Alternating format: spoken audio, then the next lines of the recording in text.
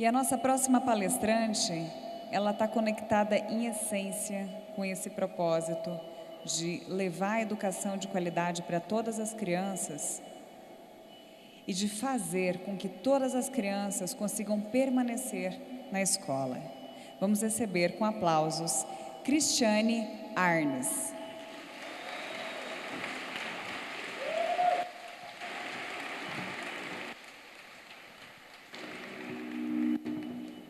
Bom dia a todos.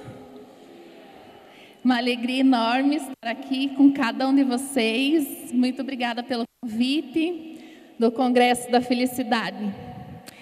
Bom, eu vou contar para vocês uma história que eu tenho certeza que vocês já ouviram em algum lugar aí na família de vocês.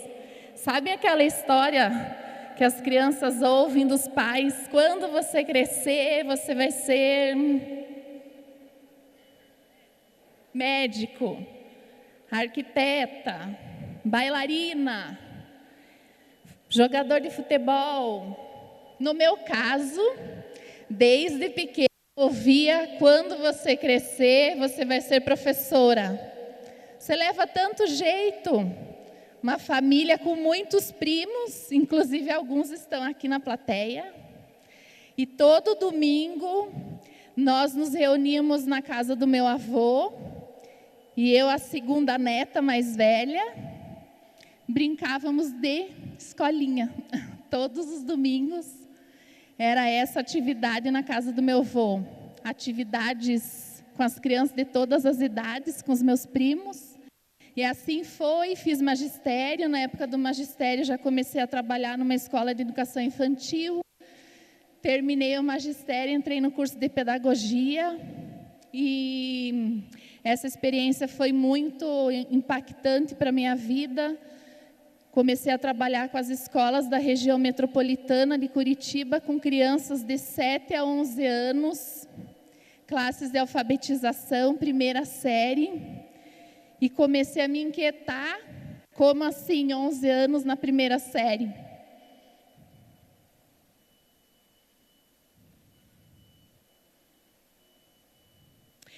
E foi aí que eu comecei a estudar um pouco mais, me aprofundar, a perceber todas as questões de evasão escolar, porque tantas crianças que entram na escola, no ensino fundamental, menos da metade concluem escola básica. E trabalhando com essas crianças, fui buscar então uma pós em psicopedagogia, com o objetivo de compreender um pouco mais esses processos de aprender, afinal de contas, metodologias inovadoras, o que fazer para que todos possam ter a oportunidade de aprender. E com isso, logo em seguida, entrei no mestrado em educação, mas confesso para vocês que não encontrei a peça, a resposta não se encaixava. Pesquisando formação de professores, políticas públicas para a educação, novas didáticas. E eu terminei o mestrado muito frustrada, porque 99% das crianças, é um dado atual, entram no ensino fundamental e menos de 50% concluem aquilo que a gente chama de escola obrigatória. Então, a partir disso, eu penso, bom, vou me aprofundar um pouco mais na pesquisa, quem sabe lá na frente encontro alguma resposta.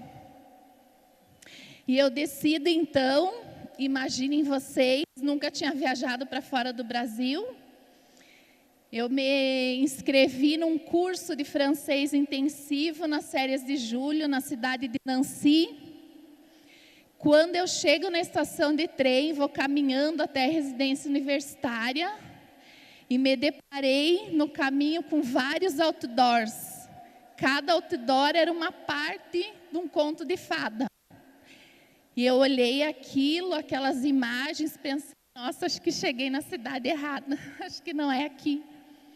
Mas continuei, pedi informação, cheguei num cruzamento e olhei assim uma mini biblioteca no meio da rua. Era um regador gigante de madeira, cheio de livros infantis e uma plaquinha, regue seus sonhos. Pensei, nossa, será que é comigo? O que está acontecendo? Primeira vez. Continuei até a residência universitária, um carrinho de mão de madeira gigante, com fantoche, jogos, livros no meio da rua, escrito: plante novos sonhos, plante novas ideias. Bom, resumindo, eu deixo as coisas na residência, vou dar uma volta pela cidade para tentar entender o que está acontecendo, e chego nesse lugar, na Praça Central, Praça Stanislas, ou também conhecida como Praça do Sol, Patrimônio Mundial da Unesco. E para o meu espanto, me deparo com uma praia sem mar. Areia, cadeirinha, guarda-sol. As crianças sentavam na cadeirinha espreguiçadeira e puxavam um livrinho pendurado no guarda-sol. Eu olhei para tudo aquilo e pensei, o que está acontecendo? Então, procuro o responsável do evento, me apresento e falo para ele, mas são férias escolares esse período na França. E ele me responde, a escola fecha, mas a aprendizagem não para.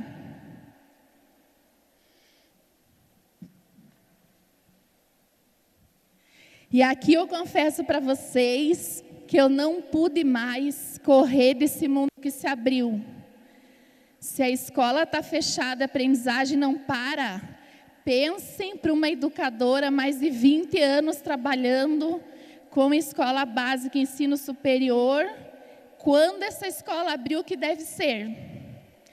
E com isso, então, eu troco a passagem de avião, não retorno para o Brasil e me inscrevo num curso regular de língua estrangeira na Universidade de Nancy, porque eu pensei, não posso ir embora, alguma coisa acontece nesse lugar e eu quero saber o que é. Então, mais ou menos na metade de agosto, eu volto para o Brasil para trocar o visto, que eu estava com visto de turista para visto de estudante. E tento uma licença do ensino superior, que não consegui. E nesse momento, é a questão que se coloca diante de cada um de nós, quando a gente acredita num sonho, que é abrir mão daquilo que a gente tem certeza, das nossas seguranças, porque nesse momento eu ouvia, mas como assim, você vai abrir mão da tua carreira de professora universitária, vai jogar tantos anos no lixo, o que você vai fazer lá? E as tuas coisas? Você não tem bolsa? E não tinha, porque eu não estava indo fazer doutorado, eu estava indo para estudar francês. E lá na França eu ouvia, mas como assim? O que você vai fazer aqui? Estuda francês no Brasil. Você vai ser estudante estrangeira, para quê?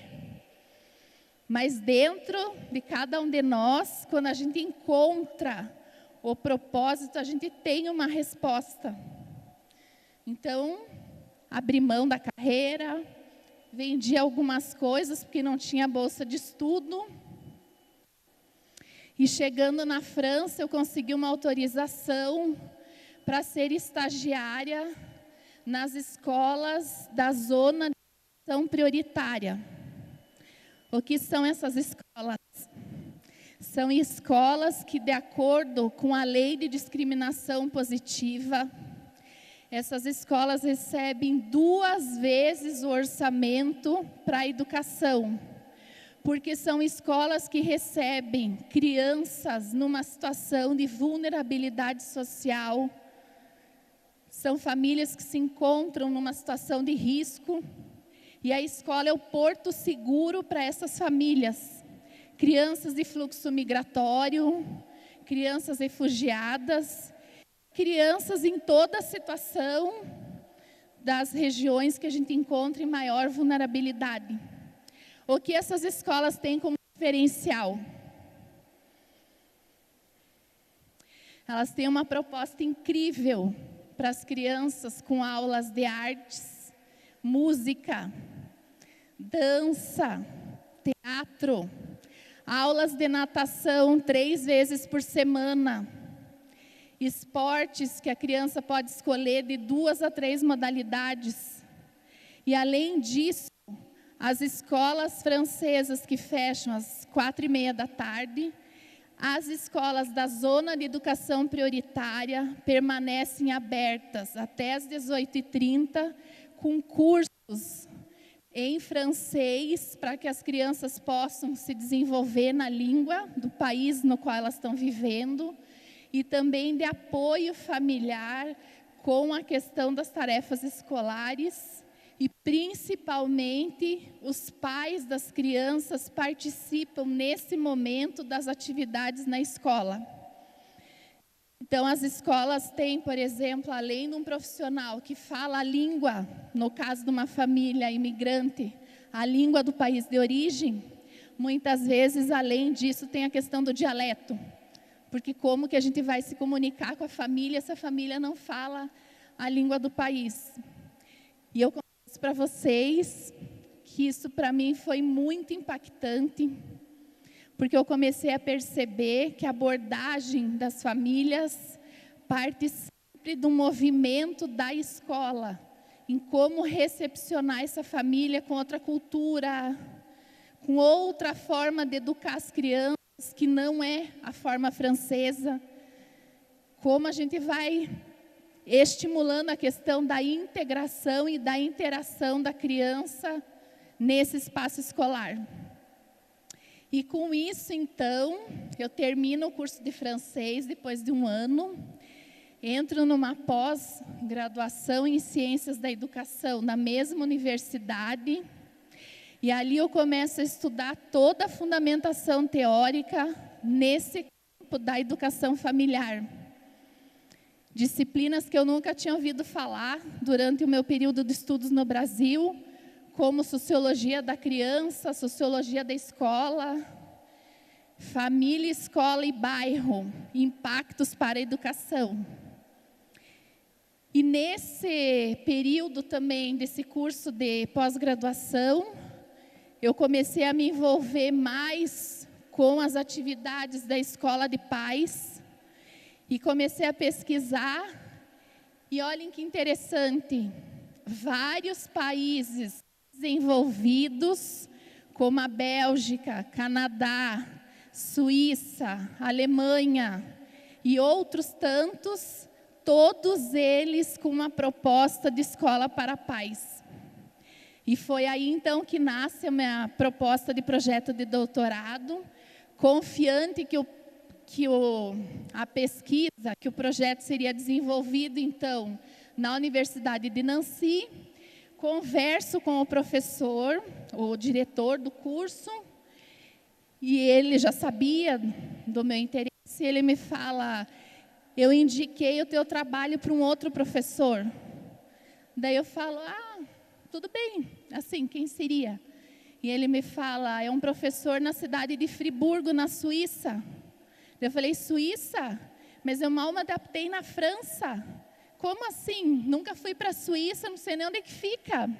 Daí ele começou a rir. Ele falou: Cris, eu marquei uma entrevista para você daqui 15 dias. Eu acho que você deveria ir até lá de trem, são 6 horas, você conhece o professor. E aí a gente volta a conversar. E eu pensei: não vou, imagina, o que eu vou fazer na Suíça? Não, estou morando aqui. Consegui me adaptar à residência universitária, estudando, fazendo projeto, estagiária das escolas de ZEP. Não posso de jeito nenhum. Aí eu ligo para minha família no Brasil, e os meus pais, eles dizem: bom, você não tem nada a perder, para quem já está na França, Suíça, 6 horas de trem. Então compra a passagem e viajo até a cidade de Friburgo. E confesso para vocês que quando eu desci na estação de trem, caminhando da onde eu desci até a porta da estação de trem, eu já não conseguia mais parar de chorar. E eu não sei explicar também para vocês, mas eu tinha certeza que eu iria morar, estudar nessa cidade. Antes de sair e descobrir essa paisagem que vocês estão acompanhando aqui, pleno mês de janeiro, nevando sem parar. Quando eu saio da estação e dou uma olhada, eu penso, meu Deus, e agora?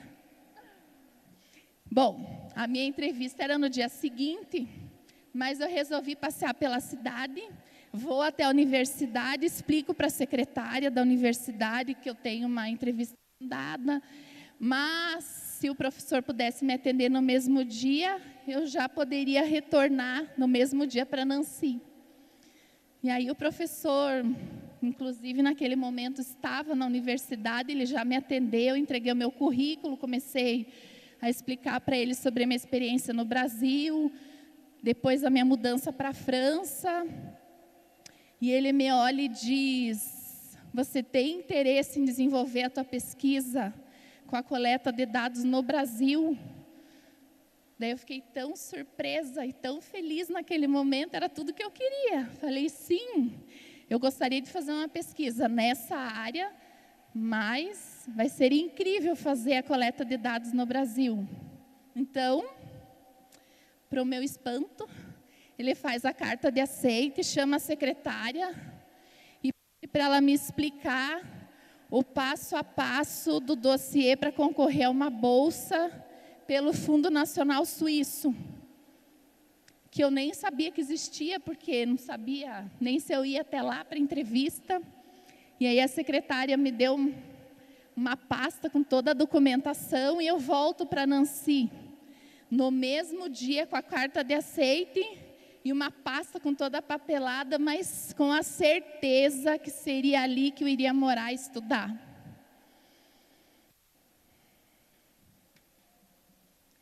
Então eu volto para Nancy, continuo o curso, a pós-graduação em Ciência da Educação, vou trabalhando no projeto de doutorado, mando a documentação para concorrer à bolsa. E na época também mandei um material para um artigo para um congresso de educação em Genebra, e estava na maior expectativa, o que ia acontecer naquele período, naquela empresa, sem ter nenhuma resposta, mas certa dentro de mim, que era exatamente isso que iria acontecer. Então, no final de junho, terminando a pós, eu recebo a resposta positiva da Bolsa de Estudos, o aceite no congresso, converso com a minha família, para que a gente pudesse celebrar esse momento de vitória, e começo a preparar, então, a mudança para um novo desafio. E o que aconteceu aqui foi que nós combinamos, então, que os meus pais viriam até a cidade de Nancy para me ajudar nessa mudança para Friburgo. Coração em festa, mudança pronta, tudo encaixotado, mala, despedida, 2 anos morando em Nancy, um almoço brasileiro para me despedir de todo o pessoal que eu tinha conhecido e feito amizade, contando os dias que os meus pais chegariam para a mudança. E no dia 30 de agosto, eu recebo um telefonema com a notícia da morte do meu pai.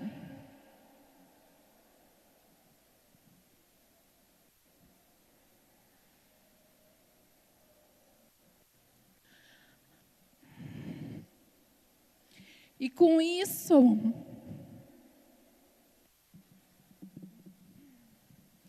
eu volto então para o Brasil. Obrigada.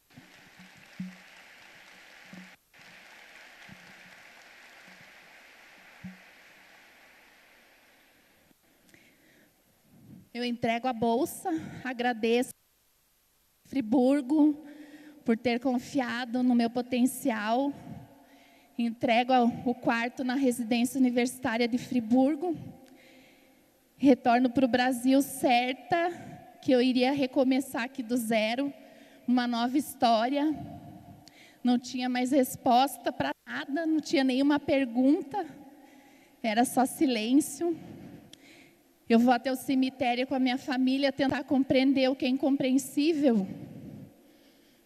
E depois da missa de 7º dia, o meu irmão mais velho me procura, tão mudo quanto eu, tão sem saber o que dizer. E ele fala para mim: Cris, você não precisa me responder. Eu só queria te falar o seguinte: você é a primeira pessoa da nossa família que tem a possibilidade de fazer um doutorado, com uma bolsa de estudos 100% pelo governo da Suíça. Essa oportunidade nunca mais vai se repetir na tua vida. E eu falei para ele: eu não posso. E ele falou: eu só queria terminar te falando o seguinte: você desistir do teu sonho não vai trazer o nosso pai de volta. Se você não consegue hoje por você, faça por ele. E aí então, eu volto a conversar com o professor da Suíça, que sabia de toda a situação, pensando: bom, né, eu entreguei tudo, mas quem sabe uma possibilidade, alguma outra porta possa se abrir. E ele me fala: a bolsa é mérito teu, e ela está aqui te esperando. Pensei: nossa.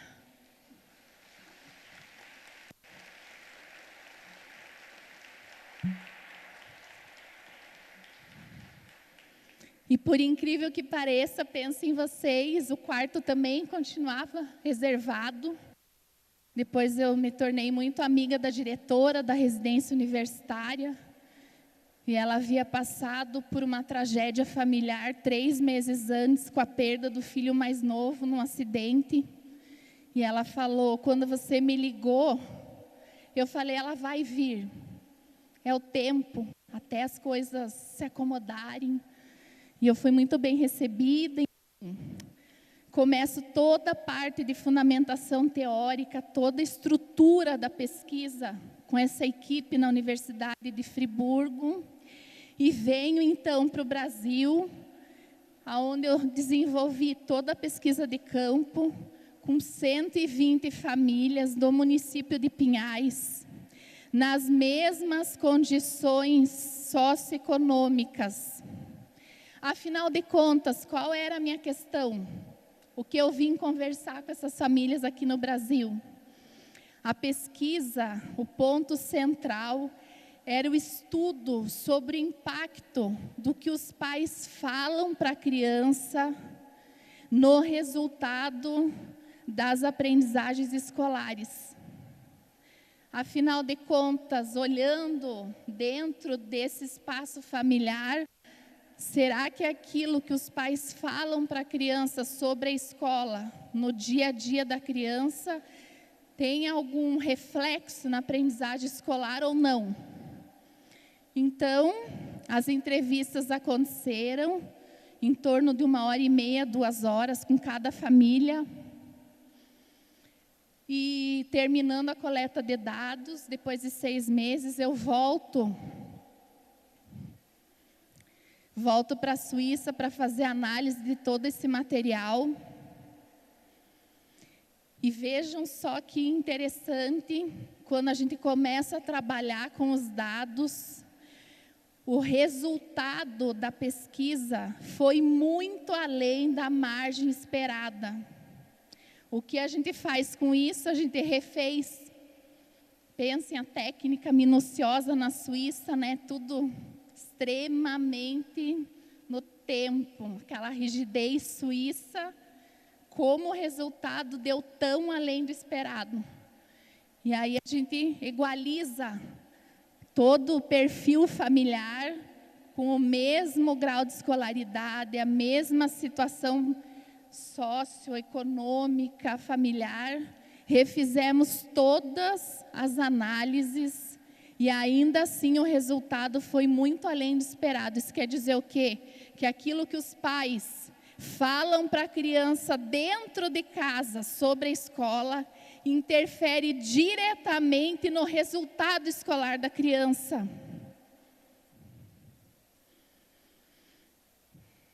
Mas, afinal de contas, o que esses pais falam que é tão impactante? E aí, na análise qualitativa, abrindo os dados da pesquisa, para fazer uma leitura daquilo que os pais falam no dia a dia, para o nosso espanto, são coisas simples, que muitos de nós falamos para os nossos filhos no dia a dia, mas muitas vezes sem ter a consciência que aquilo é tão significativo para a aprendizagem.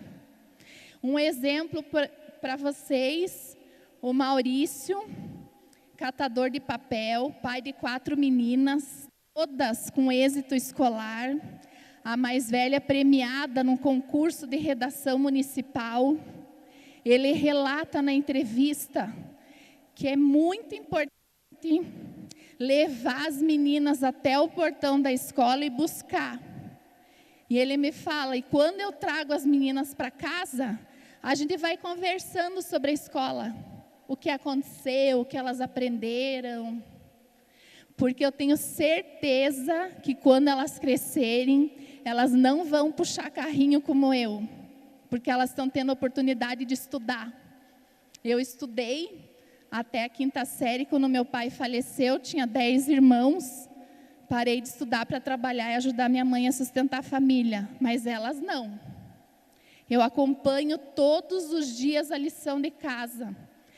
A mais velha, que eu já não sei o que estuda, porque eu não estudei, eu vou até a escola e pergunto para a diretora, e peço para a diretora me explicar, para que eu possa conversar com ela no momento da lição. Gente, isso não é incrível? O pai, ele me dizia, todos os dias eu levo os meus filhos até a escola, mas um dia por semana, que é o horário do meu turno de trabalho, que eu não consigo levar, eu ligo na hora do almoço e pergunto, você colocou o uniforme, arrumou a mochila, olha lá dentro se você está levando todo o material necessário. Outro exemplo, num dia de chuva, os pais das crianças com maior dificuldade escolar, eles diziam na entrevista, quando chove não vão não. Como é que vai para a escola molhado? Vão se embarrar, chegar embarrado? Não, fica em casa porque chove. E os pais das crianças com êxito escolar, eles diziam, faça chuva ou faça sol, o lugar do meu filho é dentro da escola. Ainda mais aqui, que chove sem parar. Se ele for ficar em casa quando chove, vai sobrar pouco tempo para a escola. Não importa se ele vai com saco na cabeça, sacolinha do mercado, mas todos os dias eles vão para a escola. Eu teria N exemplos para dar para vocês sobre essa questão do discurso dos pais sobre as aprendizagens escolares das crianças, que depois a gente pode continuar essa conversa, mas são algumas questões que eu gostaria de trazer para reflexão sobre a questão do investimento em educação. Nós investimos, então, na questão da formação de professores, que é fundamental, na questão das didáticas e novas metodologias. Investimos também com políticas públicas que favoreçam a permanência da criança dos meios pobres na escola. E um pé para manter o equilíbrio dessa cadeira é a questão do investimento em educação familiar. Uma área pouco conhecida aqui no Brasil, com pouquíssimo estudo, principalmente no campo da educação. Haja visto que nós não temos nenhuma disciplina nos cursos de educação que contemplem a área de educação familiar. Terminando o doutorado, eu volto para o Brasil, procuro a Prefeitura de Pinhais, aonde nós abrimos, então, um programa denominado Ciranda de Paz, cujo objetivo principal é ampliar as estratégias educativas dos pais. Se os dados científicos comprovam que aquilo que os pais falam em casa para as crianças é determinante para a permanência da criança na escola e para o êxito da criança, é possível trabalhando com os pais nas regiões de maior vulnerabilidade social, onde os pais têm pouquíssima experiência escolar, pouquíssimo repertório pela baixa escolaridade. É possível ampliar esse repertório educativo para que os pais tenham consciência do seu protagonismo educacional. Andando pelas escolas aí, mundo afora, o que eu mais ouço falar é que as famílias abandonam os filhos para a escola educar. Mas é uma leitura equivocada, porque os pais, o maior desejo é que a criança consiga se desenvolver, tenha uma excelente escolaridade, conclua a escola obrigatória e que ela dê sequência no seu processo de aprendizagem. Mas a forma, o diálogo da escola com a família, da família com a escola, ele é tão truncado, ele é tão desajustado, vamos dizer assim, porque a escola está sempre apontando para a família o que a família não fez. Então, a proposta do programa Ciranda de Paz são 3 eixos de trabalho. É um programa anual, com um encontro por mês, aos finais de semana, de acordo com cada realidade escolar, com 3 pontos que são fundamentais para esse trabalho. Primeiro ponto, compreender. As famílias chegam até a escola e precisam compreender que nós somos uma comunidade local, escolar. Quem são os pais dos colegas dos meus filhos? Quem são as mães? Afinal de contas, quem somos nós? Então, nesse primeiro processo, nós ouvimos as famílias, falamos muito pouco, nós trabalhamos com temas disparadores, com pequenos grupos para que a gente possa fazer a coleta de dados com as famílias. Em seguida, é o compreender e aprender, que é quando a gente convida profissionais, a partir dos dados coletados, que atendam à necessidade específica de cada escola, como pediatra, ou um psicólogo, um pedagogo, e assim por diante. E o compreender, aprender e agir, aqui no agir é que é o momento. A gente passa algumas tarefas para os pais, atividades que eles precisam desenvolver com as crianças no decorrer do mês e apresentar no próximo encontro. Atividades simples que estimulem a integração dos pais com as crianças nesse processo educativo. Bom, melhor do que eu ficar falando para vocês, eu gostaria de convidar todos para ouvirem um relato das mães do programa Ciranda de Paz.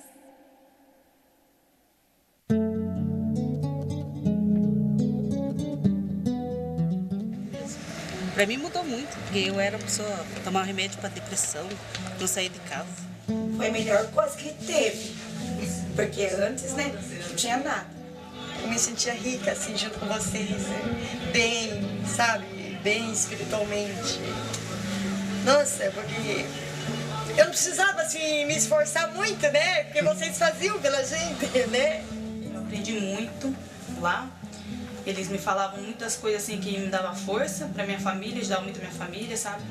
As pessoas são muito simpáticas também, eu conheci tanta gente lá que me influenciavam a querer fazer uma faculdade, assim, para mim nunca desistir, para mim sempre continuar para frente, pensando no futuro, sabe? Sendo uma pessoa melhor. E, nossa, eu guardo muita coisa da Ciranda, eu aprendi muito lá. Senti acolhida, né? Abraçada, as pessoas muito queridas, né?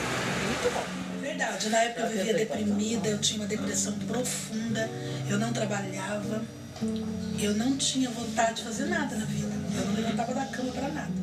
É muita coisa. A Ciranda nos ajudou em tudo, em todos os aspectos, em todos os sentidos, né?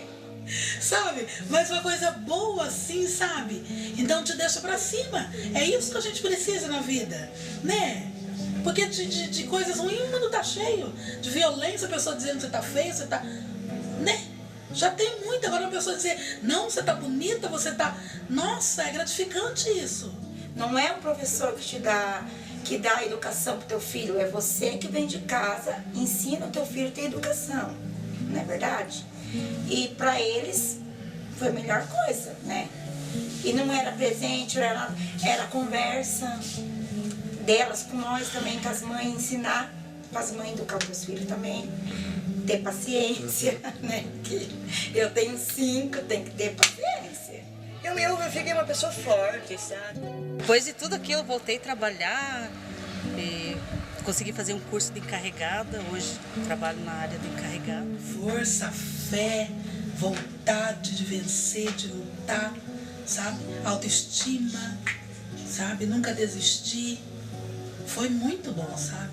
Nossa, a gente te ajuda, né?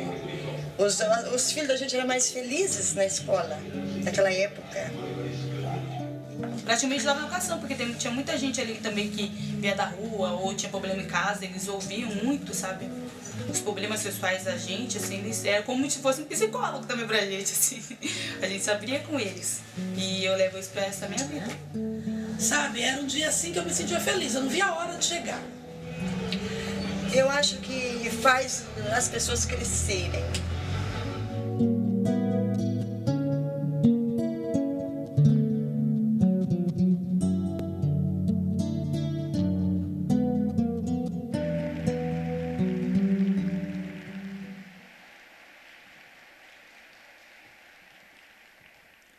Os estudos comprovam que com o orçamento investido em 40 crianças, nós teremos resultado com 40 crianças. O mesmo investimento feito com 40 mães, se cada mãe tem uma média de 4 filhos, nós teremos resultado com 160 crianças. A gente precisa empoderar as mães, porque elas são as protagonistas da educação das crianças. Nesse momento, eu gostaria de convidar as mães da Ciranda de Paz para receberem a homenagem de todos vocês.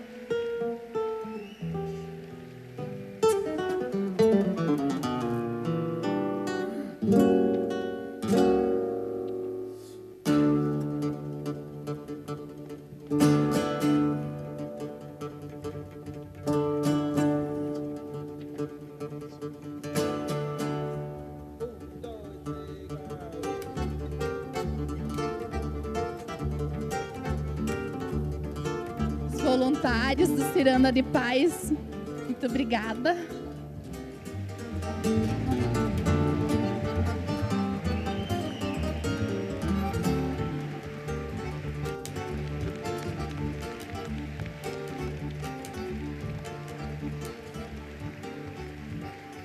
Uma gratidão enorme a cada uma de vocês, a cada um de vocês que estão aqui, porque vocês sabem que são a razão de todo esse trabalho, e a gente conta com a colaboração de todos vocês na divulgação da importância do trabalho na área de educação familiar. Muito obrigada.